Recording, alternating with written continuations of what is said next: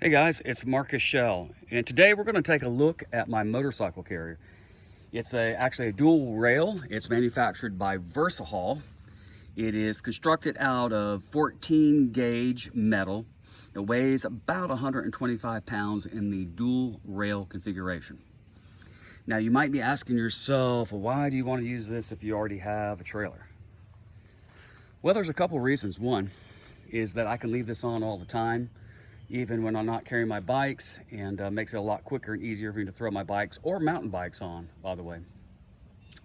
The other reason is that I get a lot better fuel mileage in the Raptor when I'm not towing a trailer. It picks up probably 3 or 4 miles to the gallon. It's virtually like not really having anything on there at all compared to the trailer. So pricing on these, in this configuration here with the dual rails and the light kit, it's about $950 retail. In full disclosure, I did buy this one used. I think I picked it up for about $350 from a gentleman up in the mountains. So a couple things to look out for if you're using one of these, in particular the VersaHaul, is that you can see the channel that the tire fits into is pretty shallow, and it's very easy for the rear tire, not the front, but the rear tire to hop off if you don't have it secured. So you can see they do provide access here, kind of a channel you can slide through lashing straps, and that's what I've used to hold down the rear tire. I have had the tire bounce off when I was going over some rough terrain, and the whole bike fell off. Not a good move, right? And yep, the bike is dirty. That's because, as you know, I much rather ride than clean them. So let's take a look a little bit closer at the hitch mounting. It is a receiver hitch 2-inch square. It requires a class 3 or class 4 type mount. And it does have, and I'm going to show you a better picture of this in just a minute or video, but there's a bracket that goes on here that slides over the receiver hitch. It has 3 bolts in the bottom that tighten up so this thing doesn't wiggle. There's no slop. It does use a regular hitch pin, but when you tighten those up, it's really very secure and tight. Now, the other thing I really like about this hitch hauler by VersaHaul, it's really easy to carry mountain bikes as well. And I just put them on there exactly the same way I use tie-down straps. I do lash down the back tire, of course, just the same because they're even lighter. And it does a great job. It's very easy, quick to use. Much better than some of the other things I've used in the past. Now, VersaHaul also has some hitch haulers that will do stand-up jet skis, lawn mowers, lawn garden equipment, ATVs, etc. So it is versatile, like the name implies, which is pretty cool. The weight rating on this thing is 600 pounds total, and they're stating that no more than 500 pounds on a rail. You can see I have this 250F on the back rail, and really is not creating any issues. It probably weighs, what, 225 pounds, something like that. Now, a couple things to bear in mind is that you are leveraging this thing. You can see it has a square tube, 2-inch square tube that is sticking out, I don't know what, about 3 feet or so, and you can put a lot of leverage on this, and I have apparently bent this one a little bit right here by backing in this corner. I hit a tie wall, and yeah, I did take out the light. I didn't really think I'd hit it that hard. I was backing it pretty slow, but nonetheless, be aware of that. It does have pretty significant leverage that would allow you to bend the tube here. Again, one of the other things I like about this is the adjustability. If you see here, your tie down points have adjustability so that you can change that, make it wider or narrower. The rail itself is adjustable where you want to place it on here, which is pretty cool.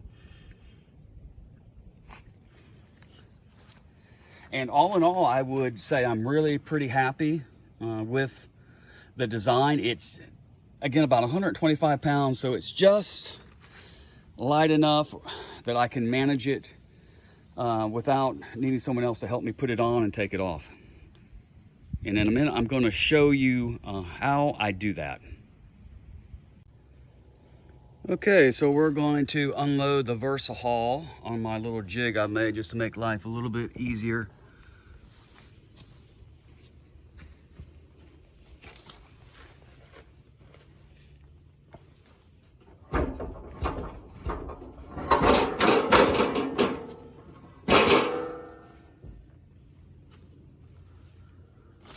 And that's about it.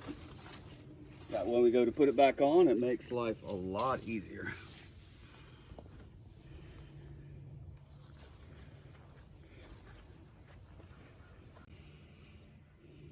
Okay, we're going to load up the VersaHaul off my little jig I made. Makes life a little bit easier.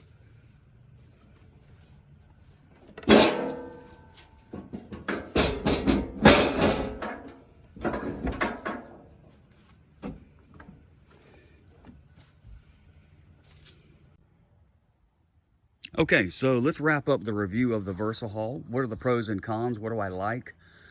What would I change? First off, there's a lot of things to like about the VersaHaul. It's very convenient. I can leave it on the truck. I don't have to take it off like I would the trailer. I can run to the store and usually find a spot that I can back into, no problem.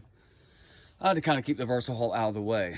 Number two is I get a lot better gas mileage when I'm using the VersaHaul versus the trailer, right? Number three, if I'm navigating through a drive-through or trying to find a place to park at the track, it's a lot easier with this. It doesn't take up as much space. Some design things I do like about the VersaHaul. So if you look here, you have some set bolts that allow you to move this ramp to your left or right to adjust it. Let's say you have a bigger bike that you need to fit on versus a narrower one. You have some adjustability in the tie-down points here. I really like that. It has tail lights, which is cool as an option. Obviously, you can see this one's bigger up here because I broke that one, which is a negative a little bit. They're on the way. It does have a pretty good anti-rattle tilt device that locks the drawbar into the receiver hitch to keep it from moving around at all, which is a good design. Now, some things I don't like about it. The channel is pretty shallow, especially for the back tire. Now you can see in the front, they have it raised up, and by the way, you see you have some adjustability right here. You can move this back if you want. But the front is deeper to hold that front wheel. It is mandatory, absolutely mandatory when you're hauling bikes on this thing that you tie down the back wheel or back tire. I run a strap through here and around the rims. I've seen some people run it over the top of the tire, but in any case, make sure you do that. The other negative, it's a little heavy to unload and load. So you've seen the jig that I use. Makes life a little bit easier. The other negative would be, of course, the cost. These are not cheap. This is one of the most expensive double motorcycle carriers. If you buy it new, it's around $1,000. There are not many of these, though, out there. I've only seen a couple others. I think Rage Power Sports has one, and I think they're maybe sold under a couple names. They're primarily aluminum with a steel center drawbar. What I've seen, they're probably about half the price of these. I have not tested one. I haven't even seen one in person. Other drawbacks. This, you got to be careful when you're backing up because you can bend. This puts a lot of leverage. You can see I've hit a few things here. My drawbar is actually bent a little bit. Apparently I broke the tail light when I hit the retaining wall. It torqued it enough that it bent it slightly, no big deal. But all in all, I would say my life has been better with the VersaHaul as opposed to before when just using the trailer. It also has more versatility. You know, I can put mountain bikes on it, as I've discussed earlier, and I'm even fabricating a steel support mechanism so I can open the tailgate and kind of extend my bed, if you will, by using this VersaHaul kind of as a platform to support that. So, you know, there's some other options that come along with it. So, all in all, if you want to haul 2 bikes, give it a look. You might be impressed.